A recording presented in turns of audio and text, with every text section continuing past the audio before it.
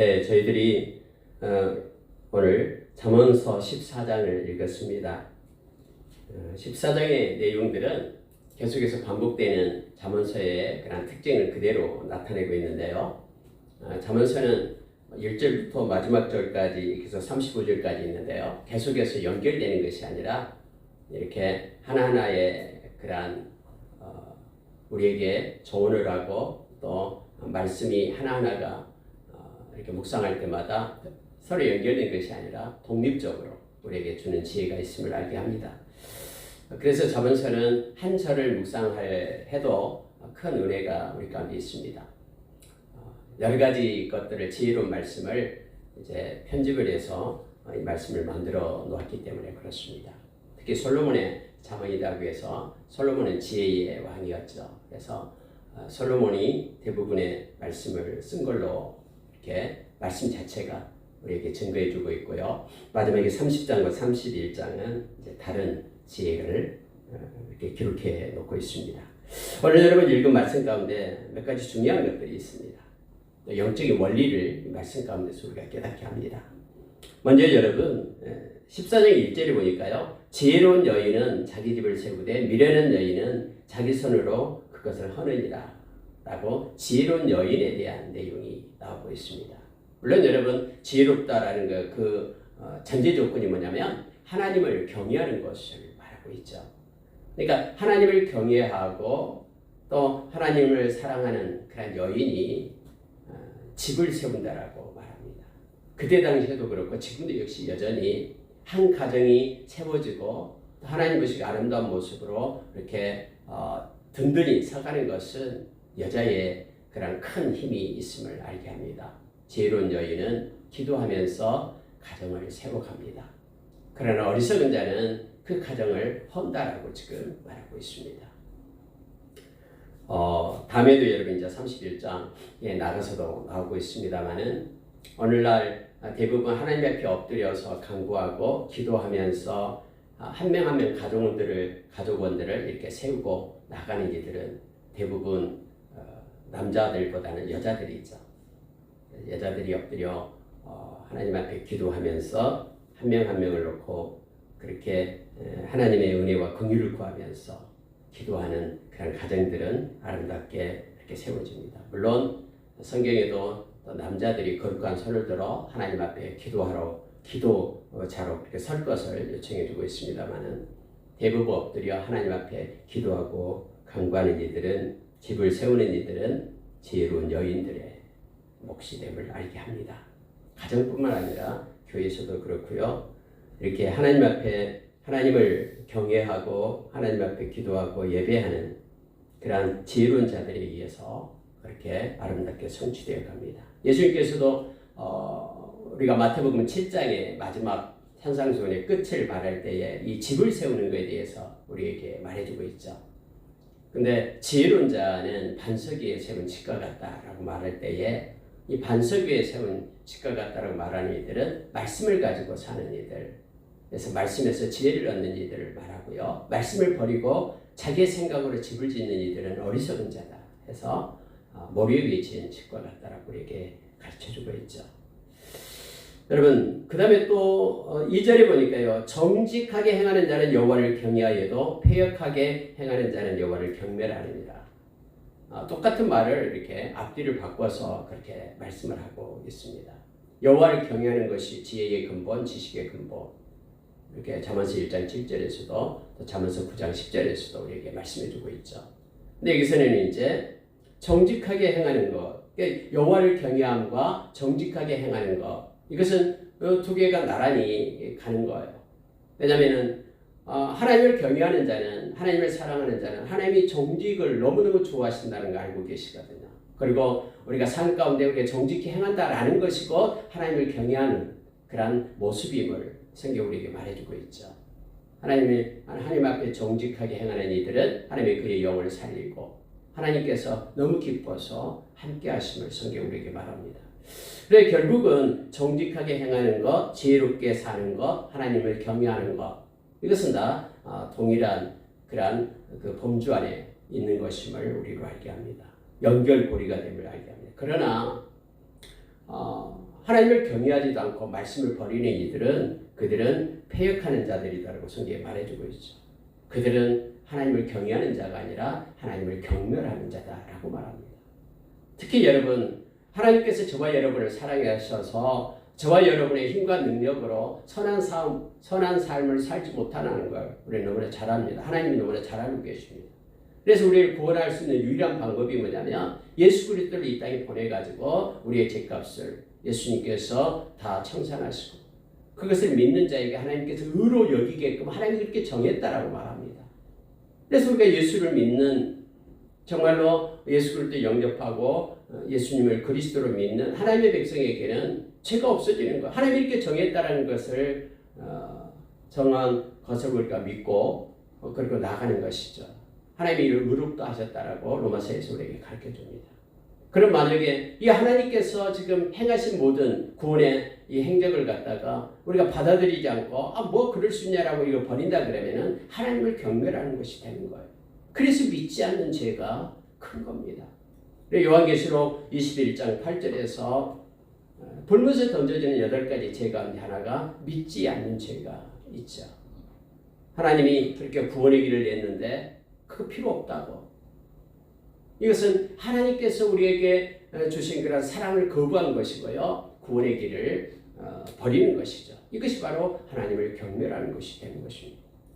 어떤 사람들이 이렇게 말합니다. 뭐 교회 안 다녀도 우리가 정직하고 또 선하게 살면 뭐 되지 뭐 이렇게 말하는 이들이 있습니다. 인간에게는 선한 것이 나올 수 없고요. 또 그렇게 해서 구원을 얻을 수 있다라고 성경은 말한 바가 없습니다. 구원을 얻을 만한 이름은 예수 이름밖에 없어요. 예수 안에 있을 때만 모든 것이 유효합니다. 예수 안에 있을 때만 하나님이 주시는 영생을 얻고 평안을 얻고 하나님의 뜻을 알고 하나님의 은혜를 힘입는다. 하나님의 은사인 영생을 얻는다라고 우리에게 가르쳐주죠. 하나님의 사랑을 엮고요. 예수님을 떠나서는 하나님에 대한 그 어떤 것도 우리에게 주어지지 않는다라고 말합니다. 그래서 예수님을 떠났을 때는 아무것도 아니다라고 우리에게 말해주고 있는 것이죠. 여러분 4절에 보면 이런 얘기를 합니다.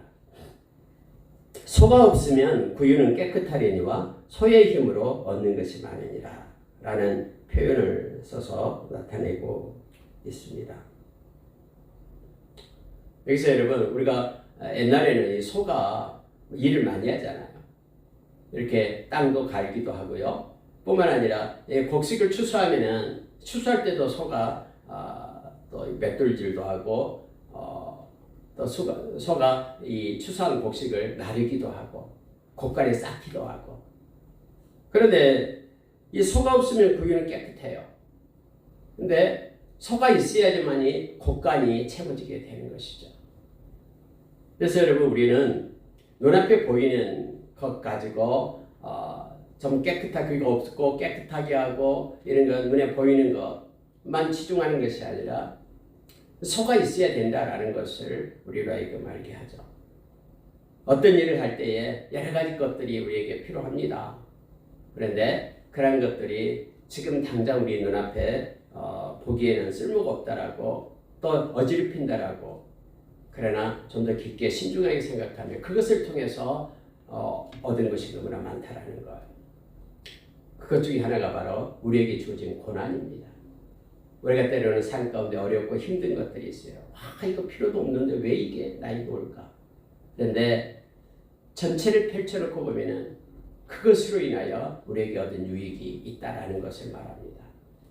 그래서 이것을 영적인 눈을 떠서 이것을 볼 것을 말하고요. 우리에게 유익하지 않는 것들은 하나님께서 허락하지 않습니다.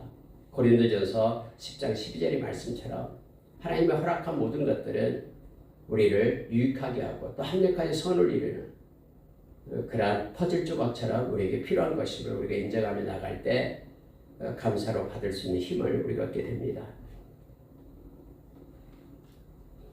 여러분 8절로 내려가 볼게요. 슬기로운 자의 지혜는 자기의 길을 아는 것이라도 미련한 자의 어리석음은 속이는 것입니다. 우리가 무엇을 해야 될지 나의 길이 어느 것인지 방향이 뭔지 이것은 너무너무나 중요합니다.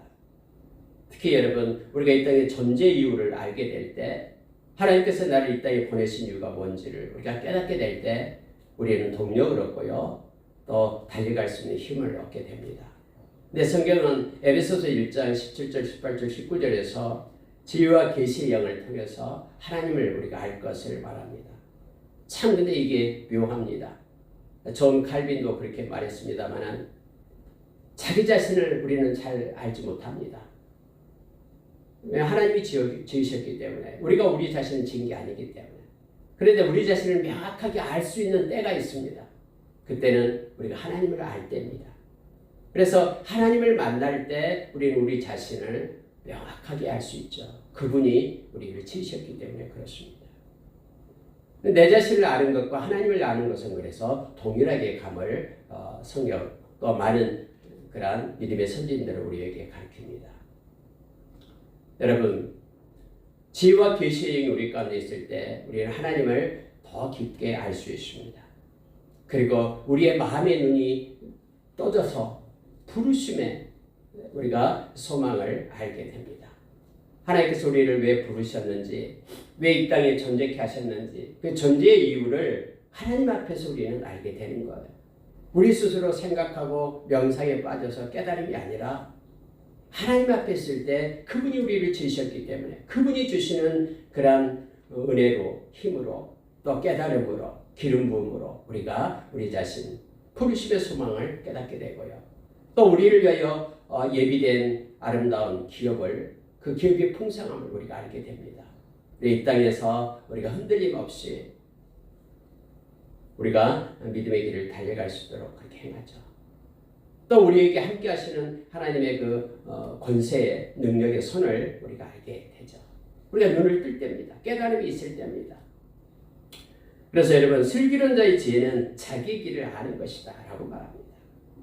우리의 인생의 후반부가 더 아름답기를 원하고요. 하나님께서 지키시며 하나님이 함께 하시는 하나님과 동행하는 그런 아름다운 겸손의 삶이 우리 가운데 있기를 원합니다. 그리고 우리가 이 땅에서 행해야 될 또 우리가 추구하며 나아가야 될 길을 우리가 밝히 하는 저와 이런 되기를 원합니다. 그런데 미련한 자의 어리석음은 속이는 것이다. 이 말은요. 자기 스스로가 속아 있습니다. 자기가 뭔가 결정을 하고 나가는 건데요. 근데 스스로는 자기 스스로도 알지 못하는 길을 맹인이 맹인을 인도하듯이 자기 스스로 알지 못하는 자기가 자기의 그런 인생을 끌고 가고 있는 모습을 지금 성경에 나타내주고 있죠. 그걸 여러분 12절에서 이렇게 말합니다. 12절 보니까 어떤 길은 사람 보기에 바르나 필경은 사망의 길입니다. 우리가 여러분 우리 스스로의 연약함을 인정해야 됩니다. 그리고 우리의 판단이 또 우리 스스로의 지식에 의해서 우리의 이성의 그러한 기준에 의해서 나가는 것이 그것이 하나님 앞에 있는 것과는 완전 다르다라는 것을 인정해야 돼요. 우리가 알고 있는 지식은 전체 지식에서 100분의 1도 안 될 겁니다. 그래서 우리가 일어나고 있는 우리 앞에 일어나고 있는 모든 일들이 그것이 다 옳다가 아니라 전체 지식 가운데 일어나고 있는 일이 더 옳다라고 인정해야 됩니다. 때로는 우리가 주장이 맞는 것 같고 이 길이 분명하다라고 정하지만 지나놓고 보면은 그것이 아니다라는 것들을 우리는 수없이 경험을 합니다. 그래서 우리는 하나님 앞에 겸손해야 되고 하나님의 말씀 앞에 우리의 이성을 내려놓아야 됨을 가르쳐 합니다. 이성의 판단으로 말씀을 선택해서는 안 됩니다. 말씀이 우리의 이성 앞에 있어야 되고 나는 도저히 이해가 되지 않지만 말씀이 그러니까 내가 이것을 따라가겠다라고 마음 가운데 결단해야 됨을 알게 합니다. 그러면 말씀이 우리를 이끄는 삶을 우리가 살아갈 수 있습니다. 시편 119편 105절에서 하나님의 말씀이 우리 발의 등이고 우리 길의 빛이 됨을 그래서 우리가 또 말씀을 펴놓고 있을 때마다 하나님께서 우리의 눈을 밝게 하사 그 말씀 가운데서 기쁜 것을 깨닫고 또 그 말씀에 붙들려서 우리가 살아가는 자가 되기를 소원하며 기도하며 살아가는 저와 여러분이 되기를 원합니다. 9절에 보니까 미련한 자는 죄를 심상히 여겨도 정직한 자 중에는 은혜가 있느니라 라고 말합니다. 여러분 여기서 심상히 여기다라는 표현은요 조롱하다라는 뜻이에요. 비웃다라는 뜻입니다. 미련한 자는 죄를 비웃습니다. 또 죄를 가볍게 여깁니다. 자기가 죄를 지은 것을 이렇게 나타나고 드러나더라도 뭐 별로 그렇게 심각하게 생각하지 않습니다. 이것은 미련한 자의 그런 태도고 몫이라고 그렇게 말합니다. 미련한 자는 이 죄가 가져다 줄 파괴적인 결과에 대해서 충분하게 인식하지 못합니다. 그 즉시 그 순간의 것에 취해서 그냥 범하고 맙니다. 그러나 그 달콤하게 유혹하는 그 죄의 결과가, 죄과가 얼마나 큰지에 대해서는 생각을 안 합니다. 이 거짓말을 한마디가 태어나면서부터 죽을 때까지 모아놓은 모든 것을 다 줘도 이것을 사할 수 없는 그런 엄청난 그런 비중의 죄의 결과가 있는데 그걸 쉽게 여깁니다. 뭐 남들이 다 하는데, 남들이 다 그렇게 하고 있는데 하면 때 하면서 부안해동하며 그 길을 따라갑니다. 그러나 성경은 이 죄에 대해서 심상히 여기는 자가 되지 말 것을 말합니다. 이 죄가 얼마나 무겁고 얼마나 하나님의 마음을 아프게 하고 슬프게 하고 이 죄의 결과가 사망임을 성경은 깨닫게 우리로 하여금 깨달아라라고 말합니다. 그래서 우리가 죄를 범했을 때 실수로 그렇게 허물을 갖게 될 때 우리는 가슴을 치며 하나님 앞에 나가야 됨을 알게 합니다. 여러분 우리가 로마서 1장 마지막 절에 보면은 이러한 죄를 범하는 이들은 사망에 이른다라고 하나님이 정해놓은 것을 알고도 자기가 죄를 지을 뿐만 아니라 그러한 죄를 짓는 자들을 옳다라고 박수친다라고 말하잖아요. 이 죄에 대한 심각성이 없어요.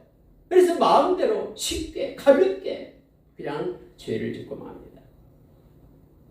저와 여러분이 구원을 받은 것은 싸구려 구원이 아닙니다. 우리의 모든 죄값을 예수님이 대신 다 지불한 엄청나게 그런 귀한 구원임을 우리가 기억해야 됩니다.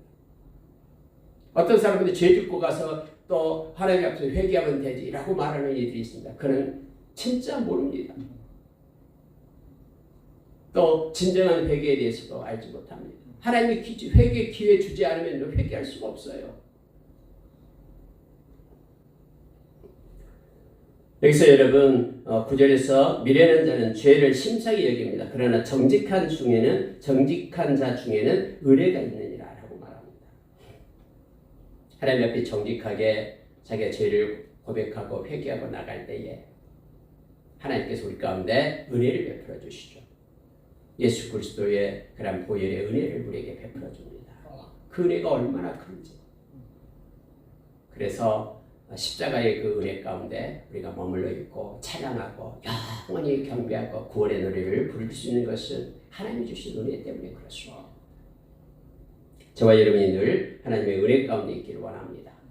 그리고 죄에 대해서는 슬퍼하기를 원합니다.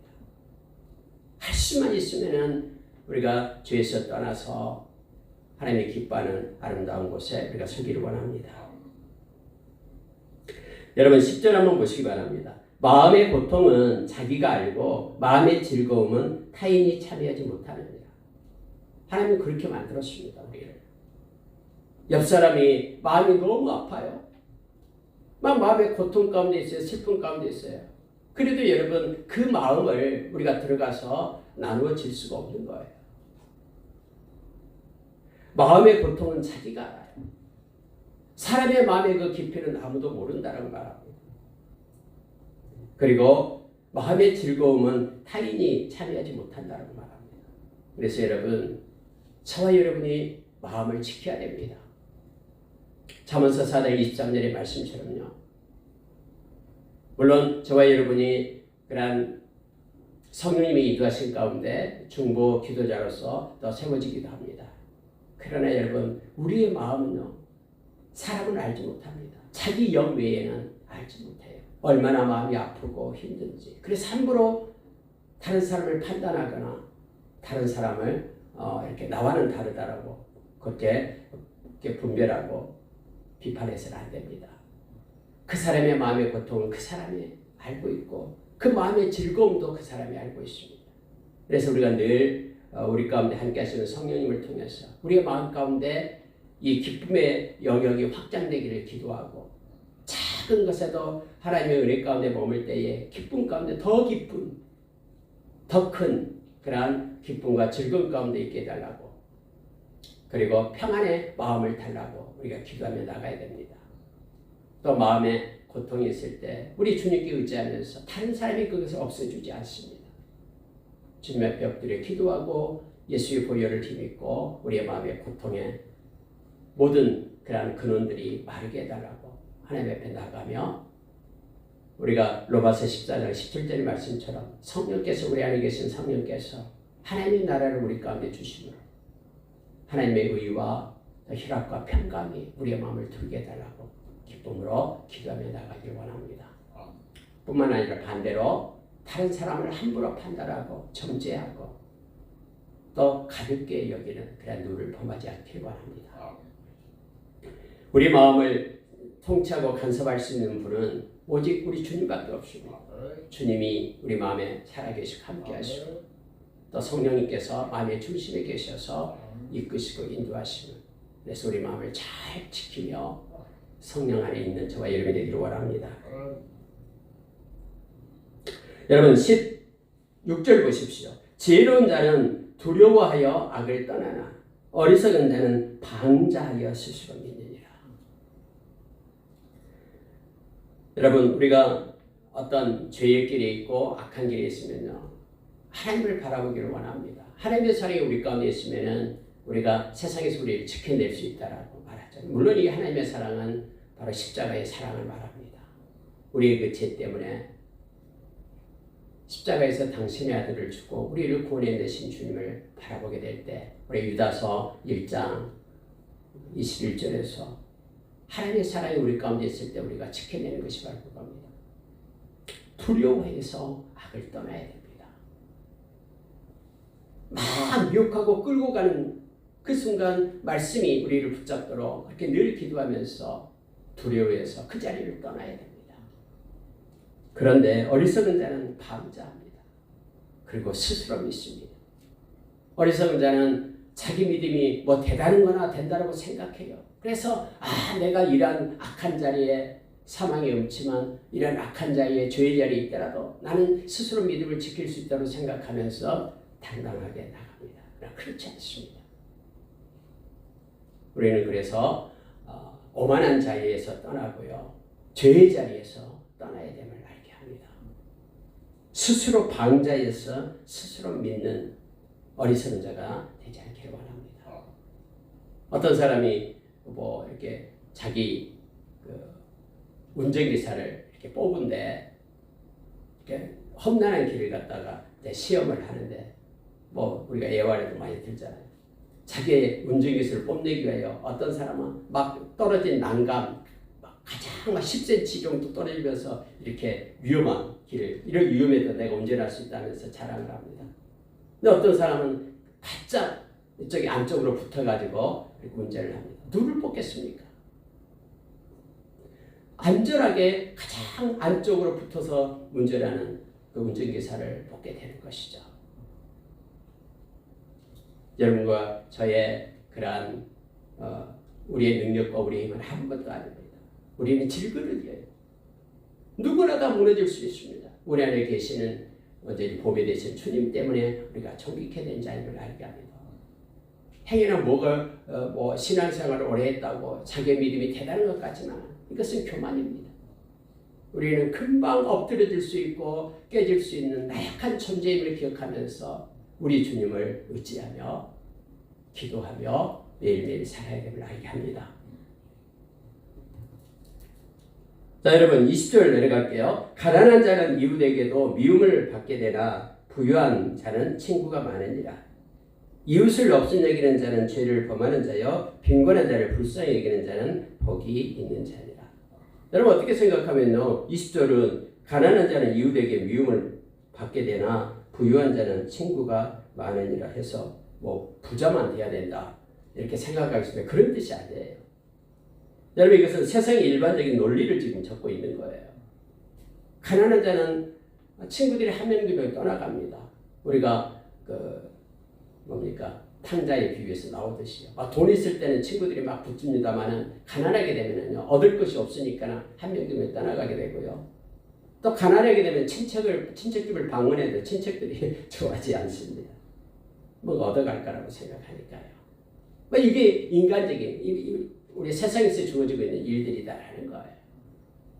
그러면서 여러분 부유한 자는 친구가 많다라고 말합니다. 그런데 이것이 세상에서 주어지고 있는 것인데 그럼 우리들은 어떻게 되냐라는 것이 바로 21절이에요. 그래서 연결이 되는 거예요. 이웃을 없이 여기는 자는 죄를 범하는 자예요. 가난한 이웃을 그래서 사람들은 그렇게 말하면서 세상은 돌아가지만 그렇다고 해서 하나님을 믿는 백성들이 동일하게 이웃을 없이 여기면 이는 죄를 범하는 자다라고 말합니다. 빈곤한 자를 불쌍히 여기는 자는 복이 있는 자다. 왜냐하면 하나님께서 보상해 주시겠다라고 약속이 하나님의 복이 임한다라는 거예요. 그래서 예수님께서도 잔치를 벌려놓고 너희들이 초대를 할 때에 너희들에게 갚아주지 못한 가난하고 힘든 사람들을 초대해서 먹게 해라라고 말합니다. 그러면 그들은 너희들에게 갚아줄 수 있기 때문에 하나님이 대신 갚아준다라고. 그래서 하나님의 복을 받는 자가 됨을 알게 합니다. 성경에 전반적으로 구약에서 너희들은 손을 펴라라고 고아와 가부 아무도 도와주지 않고 힘이 없는 그들에게 이방인들에게 손을 펼 것을 말하고 있습니다. 자 여러분 23절 보시기 바랍니다. 모든 수고에는 이익이 있어도 입술의 말은 궁핍을 이룰 뿐이니라. 저와 여러분이 수고하고 애쓰는 모든 것에는 이익이 있다라고 말합니다. 특히 여러분 예수 안에서 우리가 일을 행할 때에 하나님 안에서 행할 때에 선한 일을 할 때에 그 모든 것들은 심지어 찬물 한 그릇 대접하는 것도 반드시 상이 있다라고 예수님께서는 우리에게 말씀해 주셨죠. 이익이 있습니다. 그런데 여기서 입술의 말은 궁핍을 이룰 뿐이니라고 말할 때 입술의 말이라고 말할 때는 행동이 따르지 않는 입만 말하는 헛된 말을 말하고 있습니다. 말은 그렇게 번지르하게 잘합니다. 그런데 행동은 없습니다. 야고보서 2장에서 말하는 것처럼요. 2장 3장에서 말하는 것처럼 더욱게 하라, 따뜻하게 하라, 시원하게 하라 말은 하지만 더욱게 할 담요를 주지 않는다면 배부르게 하라라고 말은 하지만 배부르게 할 음식을 주지 않는다면 그게 무슨 소용이 있느냐. 죽은 믿음이다라고 그렇게 야고보 선생님은 말해주고 있는 것이죠. 그래서 여기서 말하는 입술의 말은 바로 행동이 따르지 않는 그러한 입만 놀리는 헛된 말을 가리킵니다. 오히려 궁핍을 이룰 뿐이다라고 말하고 있습니다. 그러나 말 없이 묵묵히 삶으로 행동으로 행하는 이들은 반드시 이익이 주어짐을 성경은 우리에게 가르쳐주죠. 그래서 입술이 아닌 손으로 일을 할 것을 성경은 우리에게 말해줍니다. 자 여러분 26절 보십시오. 여호와를 경외하는 자에게는 견고한 의뢰가 있나니 그 자녀들에게 피난처가 있으리라. 여호와를 경외하는 것은 생명의 샘민이 사망의 그물에서 벗어나게 하느니라. 여러분 성경 전체에서요 여호와를 경외하는 것에 대해서 너무너무 많이 나오죠. 그리고 성경은 우리로 하여금 여호와 경외하기를 배우라라고 말합니다. 또 여호와 경외하기를 가르치라라고 말합니다. 우리 자녀들에게 여호와 경외하기를 가르치고 배우라. 왜냐하면 여호와를 경외하는 자에게 주시는 말씀으로 약속된 것이 너무나 크기 때문에 그렇습니다. 여호와를 경외하는 것이 바로 여기서도 말한 생명의 샘이 됩니다. 여호와를 경외하는 것은 견고한 의리가 있다라고 말합니다. 하나님이 뒤에서 보장하기 때문에 그렇습니다.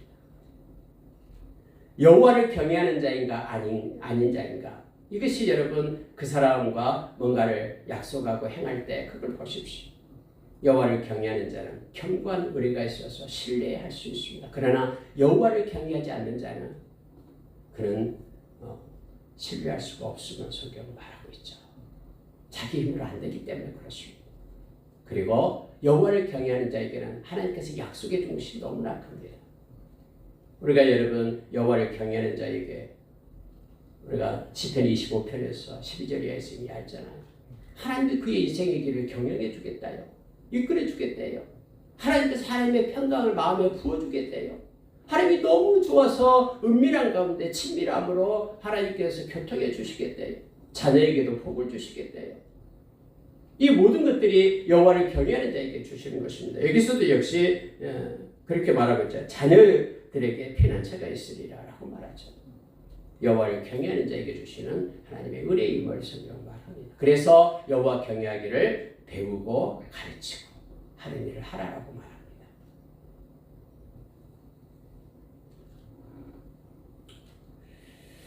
자, 여러분 29절로 내려가겠습니다. 노하기를 더디하는 자는 크게 명철하여도 마음이 조급한 자는 어리석음을 나타내느니라. 자, 이것이 앞에도 나오고 있는 게 있죠. 자, 17절을 보세요. 노하기를 속히하는 자는 어리석은 일을 행하고 악한 계교를 깨하는 자는 미움을 받느니라. 해서 노하는 것, 노하기를 더디하는 것이 명철이다. 야고보서 선생님도 야고보서 1장에서 우리가 말하기는 더디하고 듣기는 속히하고 말하기는 더디하고 성내기도 더디하라. 사람의 성내는 것이 하나님의 의를 이루지 못함이니라 라고 우리에게 말해주고 있죠. 또 에베소서 4장에서도 역시 우리가 분을 낼 때 해가 지기 전에 분을 풀 것을 얘기하면서 그 악한 사탄의 기회를 주지 말라고 말합니다. 여기서도 역시 저와 여러분이 어떤 일을 당할 때에 노하기를 더디하라라고 성경이 우리에게 말해주고 있죠. 언제나 후회합니다. 분노부터 내가지고 행동이 빠르면 그것 때문에 후회하고 또 어리석은 일을 행하게 되고 또 분노한 상태에서 판단하는 것은 왜곡됨을 성경이 말해주고 있습니다. 그래서 늘 우리의 마음을 살펴서 우리 마음에 분이 없어야 됩니다. 근데 세상은 점점 마음에 분을 가지고 살게 돼요. 그게 디모데후서 3장 1절에서 2절에서 원통함을 풀지 않고 특히 믿는 사람들도 한번 이렇게 마음이 이렇게 굽어지면 이걸 펴려고 하지 않고 두고 보자 이런 마음이 있는데요. 성경은 우리의 마음을 풀 것을 얘기합니다. 원통함을 품지 않고 마음이 분을 풀고 해가 지기 전에 분을 풀고 또알이 틀지 않도록 마음에 굳어져서 저 밑에서 이 쓴뿌리가 되지 않도록 분노를 풀어낼 것을 말합니다. 우리가 죄를 지었는데 죄를 짓는 자들을 향한 하나님의 그 분노가 계속해서 풀지 않고 있었다면 저와 여러분이 구원에 이를 수 있었겠습니까? 하나님이 예수님 때문에 우리를 용서하시고 우리와 화목하게 된 것처럼 저와 여러분도 그 은혜를 받은 자이기 때문에 1만 달란트의 빛을 탕감받은 자이기 때문에 우리의 마음을 아프게 하고 힘들게 하는 그들을 우리가 원수로 여기지 말고 원수는 하나님께 맡기고 마음의 원통함을 풀 것을 요청합니다. 노하기를 더디하는 자는 크게 명철한다 라고 말합니다. 그러나 마음이 조급한 자는 어리석음을 나타낸다. 세상은 점점 조급해지기 시작하죠. 특히 우리나라 사람들은 더 많이 조급해진다고 말하죠. 조급하며 디모데후서 3장 1절에서 5절에서 마지막 때 나타날 증상 중에 조급이 있습니다. 안달합니다. 하나님의 때를 기다리지 못해. 근데 여러분, 저와 여러분은 하나님의 때는 정확하다. 카이로스, 이 하나님의 때는 정확해요. 시계는 우리의 시계가 아닌 하나님의 시계가 정확합니다. 우리가 조급해서 안달해서 하면은 이스마엘만 생산해낼 뿐입니다.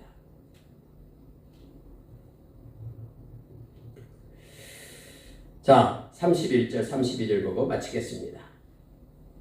가난한 사람을 확대하는 자는 그를 지으신 이를 멸시하는 자요. 궁핍한 사람을 불쌍히 여기는 자는 주를 공경하는 자니라. 위에서 나온 것 21절과 동일한 맥락 속에 있는 것이죠. 하나님은 가난한 사람도 부자도 그렇게 동일하게 사랑하시며 똑같은 햇빛을 비추고 있습니다. 그래서 가난한 사람을 학대하는 것은 가난한 사람도 하나님이 지으심을 지었잖아요. 그래서 하나님을 갖다 멸시하는 것이다. 궁핍한 사람을 불쌍히 여기는 자는 주를 공경하는 것이다 라고 말하고 있습니다. 저와 여러분이 하나님이 주신 것을 가지고 또 힘이 있을 때에 손을 펴는 귀하고 복된 자들이 되기를 원합니다. 하나님을 생각하고 특히 하나님의 눈물이 있고 하나님의 뜻이 있는 곳에 생명 얻는 역사가 있는 곳에 우리가 엎드려 기도하고 하나님께 영광 돌리는 우리가 되기를 원합니다.